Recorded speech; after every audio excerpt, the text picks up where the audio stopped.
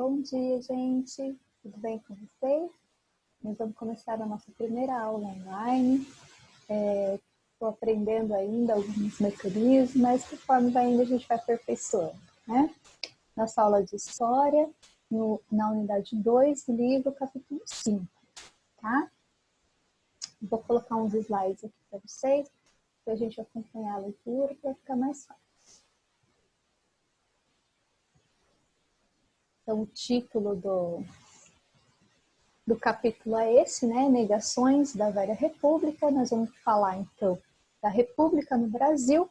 No capítulo anterior, nós vimos já a Primeira República como foi, né? O coronelismo, aquela questão dos votos fraudulentos, né? Do voto do cabresto. A gente viu que a Primeira República era um cenário, assim, bem diferente do que a gente vê hoje, né? Era aquela questão mais agrária, mais simples, aquelas vilas, os coronéis mandando e tal. Aí, né, as coisas vão se transformando, vão mudando, e a gente vai ver nessa aula um pouquinho dessa transformação. O que vai mudando daquela república, o que vai acontecer agora, tá? Então, a gente vai ver um pouquinho do modernismo que vai chegar no Brasil, tá? Algumas construções mais modernas, as indústrias. Então, algumas situações vão começar a mudar. É isso que a gente vai ver, tá? Então, um novo cenário, crescem as indústrias e as cidades. Crescimento urbano industrial. Então, aquelas pequenas vilas, vilarejo, coronel, né? Isso vai aos poucos acabando e se transformando em cidades um pouquinho maiores, um pouquinho mais de desenvolvimento. Que é uma situação natural, né, gente? Sempre desenvolver. Início da década de 1880, ainda no Império, foi estimulado pelos cafeicultores que passaram a importar máquinas e implantar ferrovias. Então, as primeiras máquinas, né, e as ferrovias foi justamente por causa do café, tá? Porque a elite agrária são os cafeicultores no momento, tá? Quem tem dinheiro são os cafeicultores. Então, eles vão ajudar muito nesse processo de industrialização. Os estados que tinham mais indústrias eram Rio de Janeiro, Minas Gerais, São Paulo e Rio Grande do Sul. Tá? Tivemos aí muita intervenção estatal, como a gente já viu, né? Tinha aí os cafeicultores um pacto, vamos dizer assim, com o governo, e toda a sobra de café, tudo que eles não conseguiam vender, o excedente, o governo comprava para que eles não tivessem prejuízo. E isso se manteve por bastante tempo, tá? Então, como eles não tinham nenhum tipo de prejuízo e só lucro o tempo todo, independente se tivesse uma crise ou não, né, eles acumularam dinheiro suficiente para poder investir na indústria do Brasil. Tá? As indústrias com mais destaque foram as alimentícias e as químicas, mas também se inicia a entrada de indústrias estrangeiras, entre as quais as farmacêuticas e automotivas. Então, a gente vai vendo que vai acontecendo uma variedade, né, de indústrias aí também, tá? Aí temos a urbanização versus exclusão social. Tá? Então, todo desenvolvimento, urbanização é bom para um lado, mas não tão bom assim para outro lado. Né? Então, a classe menos favorecida, a classe, né, trabalhadora mais pobre, principalmente com o fim da escravidão, né, que esses ex-escravos também não vão ter nenhum tipo de benefício, vão ser completamente excluídos de toda essa urbanização. Então, é uma urbanização não para todos, tá? A paisagem urbana em transformação. Além do trabalho nas fábricas, começaram a surgir diversos ofícios, como sapateiros, pedreiros, costureiros, comerciantes, professores, jornalistas, advogados, entre outros. Então, começa aí, né, não só urbano, indústria, mas muitas outras profissões, e as coisas começam a acontecer de maneira diferente com todo esse desenvolvimento que está acontecendo no Brasil. Tá? Então, a gente tem que ter um olhar amplo de que várias coisas estão acontecendo ao mesmo tempo e que isso é natural, né? As coisas vão desenvolvendo e acontecendo. Então, automaticamente precisa se ampliar o quê? O serviço público, a iluminação, o transporte, os bons elétricos, né? As coisas que vão trazendo essa modernidade. Construção de bairros luxuosos, demolição de habitações populares, aqueles casebres, né? Aquelas construções mais antigas, feias, né? Elas vão sendo aí, né, demolidas e vão construindo prédios luxuosos, tá? E a população pobre que vivia nesses prédios que foram demolidos, elas são obrigadas a se afastar, né? Não existe mais um espaço para esses pobres dentro da modernização, não existe mais um lugar para eles estarem. Então, automaticamente eles vão fazer o quê? Eles vão ser retirados desses centros urbanos e vão ser jogados, né? Empurrados para as periferias, né? Eles vão viver o contorno, né? Só olhando de longe toda essa modernização que vai se dando início aí a que a gente conhece hoje como as favelas, tá? Eles eram realmente expulsos e eles tinham que se virar aí ao longe da cidade. Belo Horizonte foi a primeira cidade planejada do Brasil, tá? Eles seguiam padrões das cidades de Paris e Washington, por exemplo, tá? E só que para que BH fosse erguida, né, ela teve que desfazer ali de um povoado, né? Então, os construtores na época tiveram que expulsar a população pobre do local, demolir tudo aquilo ali para construir Belo Horizonte. Então, a gente vai vendo que tudo tem os seus dois lados, que tem uma modernização de um lado, mas também tem uma exclusão social do outro, né? Que, infelizmente, é bem triste esse cenário, né? Se a gente for pensar bem. Então, a gente vê aí o desenvolvimento na imagem, né? Das cidades, olha lá, bastante gente trabalhando para lá e para cá, construções de luxo, as grandes praças, né? Os bondinhos elétricos. E aí, do outro lado, a gente vê uma imagem que mostra, né, essa realidade de exclusão, em que tem um centro urbano cheio de prédios lindos, comerciais, ou de moradia, no luxo, né? E escanteado aí a gente tem as favelas, né? Que estão totalmente, né, excluídas. Coloquei aqui umas imagens para vocês verem também da praça central aí da Belo Horizonte, Praça da Liberdade, né? Ela aqui primeiro, depois aqui como ela está hoje lá em cima, olha que bonito. Bem legal, né? Vamos lá. Então, toda essa modernização vai acontecendo aos poucos, porém, não são só contextos internos, tá? O que está acontecendo fora do Brasil, o que está acontecendo no mundo, vai intervir também nessa modernização aqui no Brasil. Tá? A Primeira Guerra Mundial, ela vai interferir bastante, tá? No contexto aí da modernização.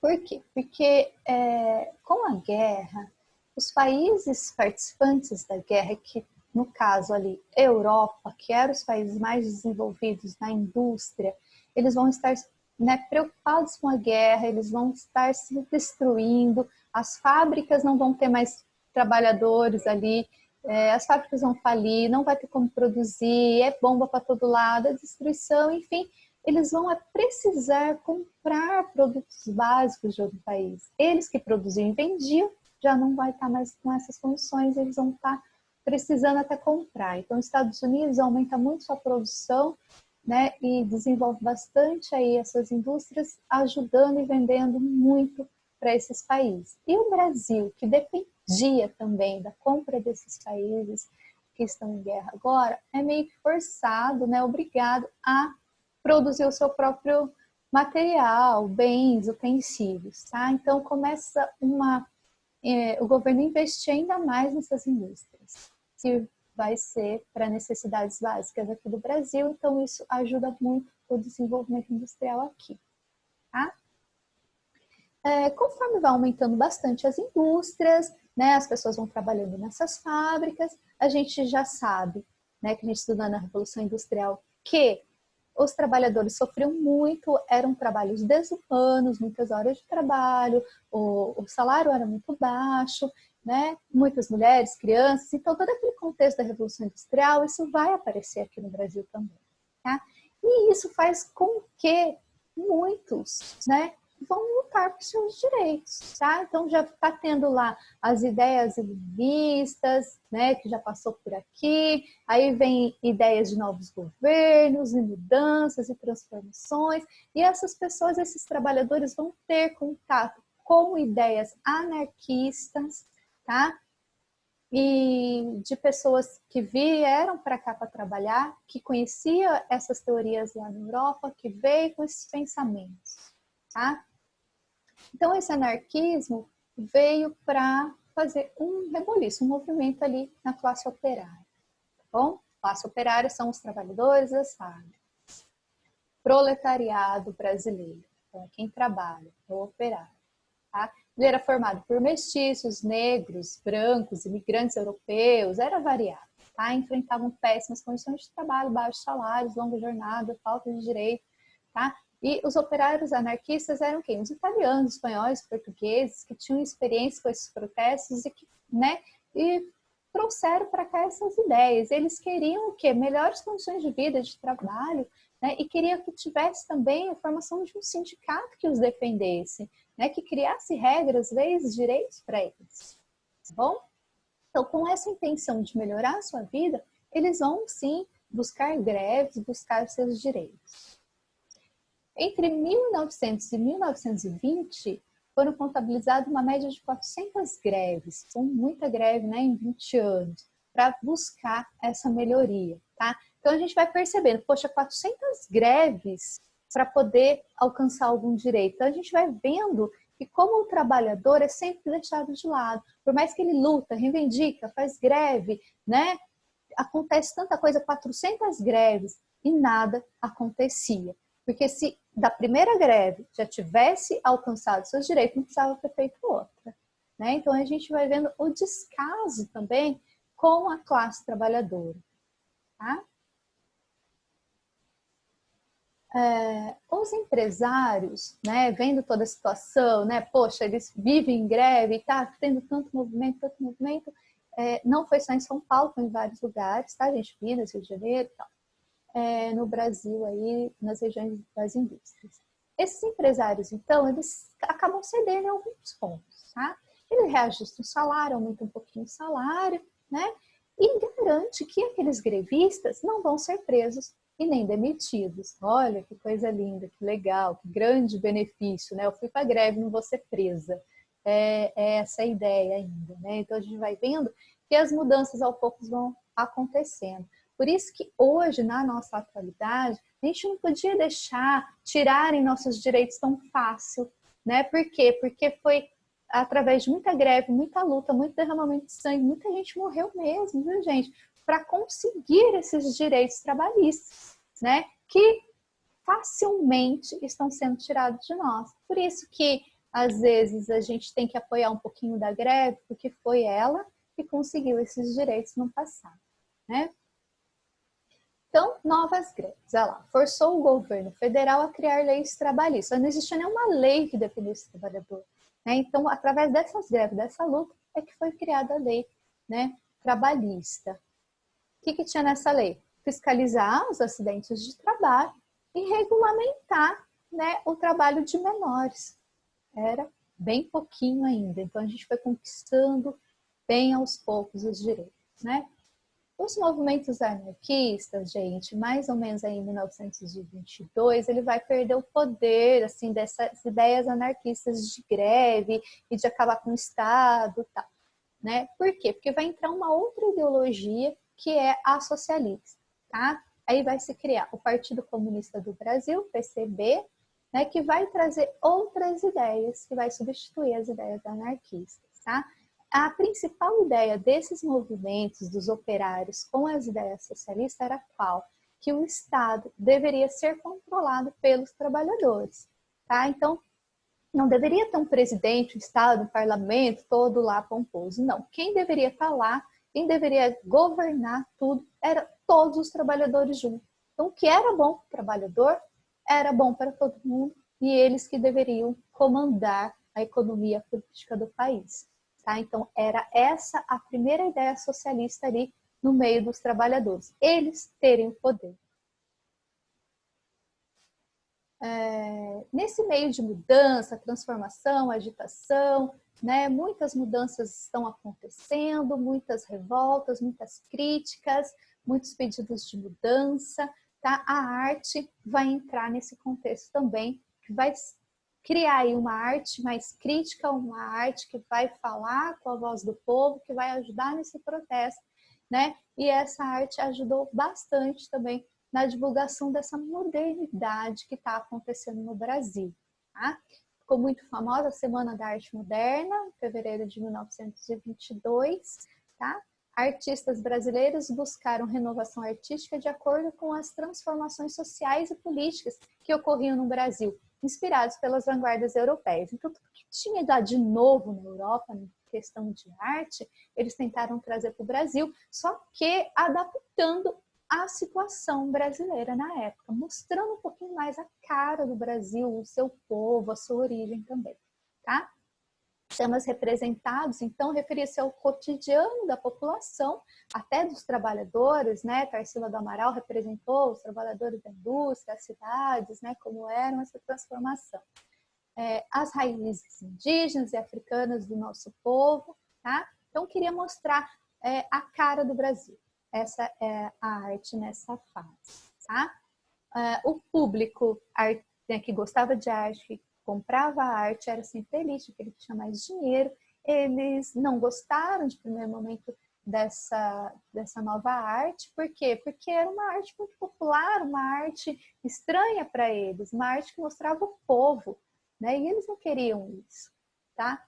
Demorou, né, para esses artistas conseguirem aí o seu papel na sociedade, aí ser aceita pela elite, tá? Mas tudo isso vai mostrando que o Brasil busca uma transformação e quer uma transformação mais popular, tá? E a gente tá, né, tá ali nessa época, o povo cansado de ver só a elite no poder, só a elite tendo benefícios e o povo tá lutando aí por seus direitos, tá bom? Vamos lá. Teve muitos movimentos, então, na arte, o trabalhador, o operário, né, industrialização, modernização, e também teve um movimento dos militares. Bom, os militares também estavam cansados dessa oligarquia, lembra da República da governança café com leite, era só São Paulo e Minas Gerais que estavam no poder, e eles, né, para os militares da época, que não tinham poder político nenhum, que estavam vendo todo esse cenário de longe, vendo toda essa administração falha, fraudulenta, errada, né? E eles, olhando de longe, não poder fazer nada, eles achavam o quê? Que eles deveriam estar no poder.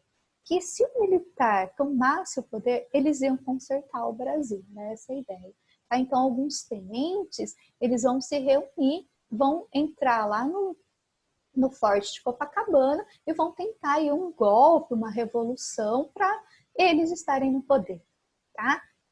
Não acontece de não dar em nada, né, gente? Por quê? Porque eles foram pro Forte, só que tem ali, né, vamos dizer assim, os oficiais do governo, né, que vão defender o governo a todo custo, vão contra esses tenentes. Tá? A maioria vai acabar se rendendo, porém, 17 tenentes e um civil, eles não vão se render, eles vão lutar contra essa tropa do governo, né, oficial, e vão acabar morrendo os 18. Né? Então, essa situação marcou aí o país e ficou conhecida como o 18 do Forte. Tá? Então, foram tenentes que tentaram aí alguma mudança para o Brasil. Depois disso, né, passado alguns anos, tivemos também a Coluna Prestes.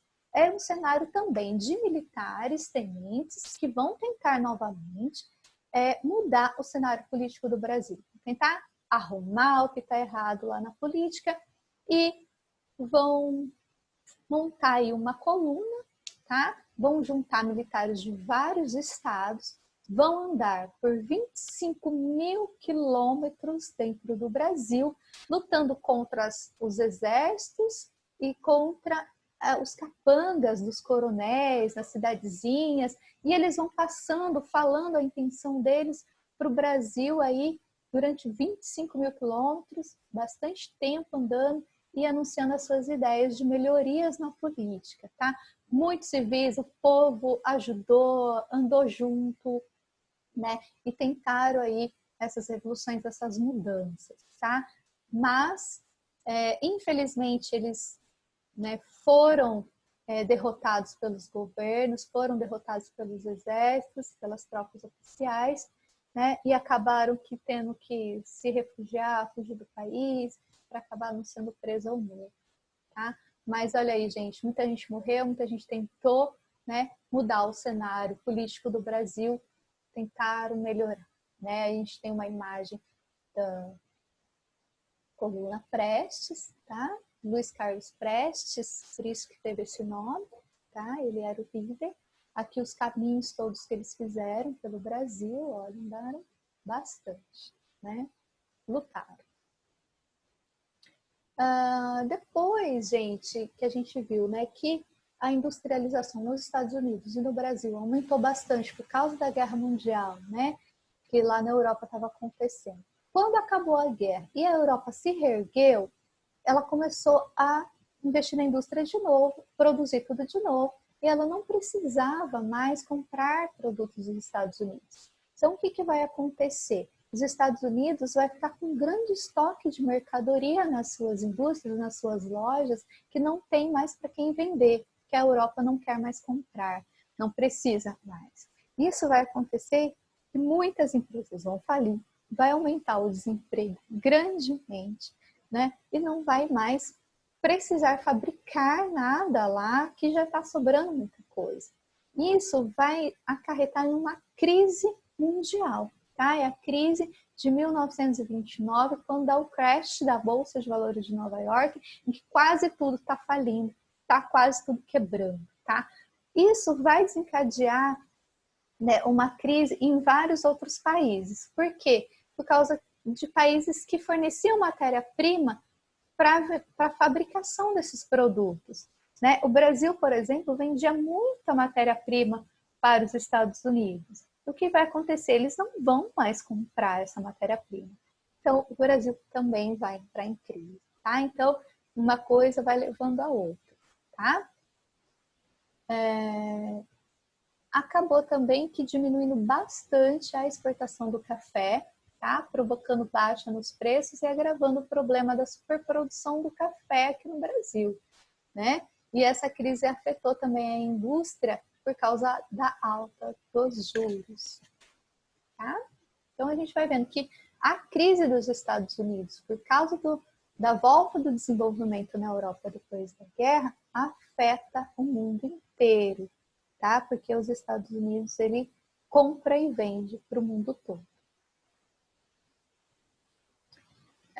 Então aí depois dessa crise toda, né, a política continua do mesmo jeito, as mudanças não acontecem, né, e eles vão tentar de uma outra maneira que aconteça essa mudança na política. O que eles vão tentar agora? Eles vão criar um novo partido político, tá? A Aliança Liberal, que chama esse partido político, que vai tentar colocar no poder um gaúcho, tá? Lá do Rio Grande do Sul. Então, aquela questão de alternar o poder São Paulo e Minas Gerais, isso vai ter que acabar, tá? E outra, São Paulo queria dar um golpe, tá? Nessa eleição, quem teria que ter o poder seria a vez de Minas Gerais. Só que São Paulo quis dar o golpe. Falou, não, eu vou ficar 8 anos seguidos, não vou dar a chance de Minas Gerais. São Paulo já estava querendo tomar o poder por completo, né? Então, Minas ajuda também nessa criação desse partido, governador, para poder colocar um gaúcho no poder, tá? Que é o Getúlio Vargas, com o vice aí o João Pessoa, tá? Então, gente, o que vai acontecer? As eleições vão para frente e no resultado faz com que o Júlio Prestes de São Paulo ganhe a eleição. Só que era impossível, porque de acordo com todas as pesquisas, Getúlio Vargas ganharia a eleição. Então eles vão pesquisando e vão aprofundando e vão vendo que mais uma vez as eleições foram fraudulentas, né? A contagem dos votos foram erradas, né? E eles elegiam quem eles queriam. Getúlio Vargas, ele não queria que isso acontecesse, ele planejou um golpe, tá? Ele planeja, então, nesse momento, não deixar Júlio Prestes assumir a presidência, tá? Vamos ler aí o slide rapidinho. Então, Washington Luiz, que era o atual presidente, tá? Contraria a política do café com leite, apoiando Júlio Prestes, que era um candidato de São Paulo. Em reação, o governador de Minas Gerais articulou uma chapa gaúcha com Getúlio Vargas e o paraibano João Pessoa, conhecida como Aliança Liberal. Tá? Então, em março de 1930, Júlio Prestes foi eleito presidente em um processo fraudulento. A Aliança Liberal passou a ser organizada para impedir a posse do candidato. Tá?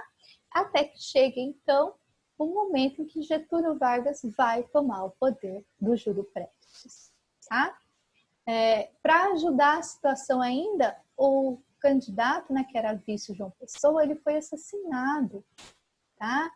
E isso ajudou Getúlio a movimentar aí essa revolução, falando que era por causa da política, por causa que ele estava para ganhar, e aí acabou matando ele, e aí tem toda uma história por trás disso. Mas eu vejo que vocês vão pesquisar isso, que é legal. Tá? Bom, as tropas da Aliança Liberal derrotaram o governo, tá? E em novembro, Getúlio Vargas se oficializa como chefe de governo provisório, por enquanto, tá? Instaurado no país. O movimento de 1930, sendo revolução ou golpe, porque para muitos foi revolução, né? Foi uma transformação, foi uma vitória, a gente conseguiu esse poder, vamos mudar o país, vamos, né, transformar aí essa política numa política melhor. Mas para outros foi golpe, né? Que seria esse golpe? Não, foi errado. Né? O que eles fizeram não era certo, eles tomaram o poder sem ter essa, vamos dizer, tomar o poder sem ter sido eleito pelo povo. Né? Então, para quem acha que foi golpe, achou que Getúlio Vargas fez errado. Então, aí cada um teve uma visão no momento. Tá? Então, isso pôs fim à Primeira República. Tá? Aquela República do Café com Leite, aquela República dos Coronéis, aquela República, né, do Pote Cabresto, tudo isso aí foi ficando para trás. A mudança chegou, inovação, indústria, comércio, né, desenvolvimento, modernização e Getúlio Vargas no poder, um gaúcho que deu aí uma reviravolta em tudo isso para se iniciar um novo estilo de república no Brasil. Tá bom? Espero que vocês tenham entendido tudo isso daí. Vocês vão fazer para mim as atividades do livro de história, tá? Lá da página 51. Vocês vão precisar entregar para mim no dia 10, tá? Até o dia 10. Nesse e-mail, alunosbase@gmail, digitalizado ou escaneado. Aí vocês que sabem, se você quer digitar ele no Word ou quer escanear sua folha, tá? Você manda para mim nesse e-mail para eu fazer a correção. O feedback eu dou depois no WhatsApp, lá no horário da aula. O que vai acontecer? Eu não quero digitar, não vou mandar por e-mail, eu quero levar lá na escola. Pode levar lá na escola que eu vou buscar, tá? Numa folhinha separada, coloca certinho o seu nome, a matéria, o conteúdo, tudo bonitinho para mim. Certo? Então é isso, gente. Espero que vocês tenham entendido. E qualquer dúvida, vocês vão me perguntando. Certinho? Até mais, então, até a próxima aula. Tchau, tchau.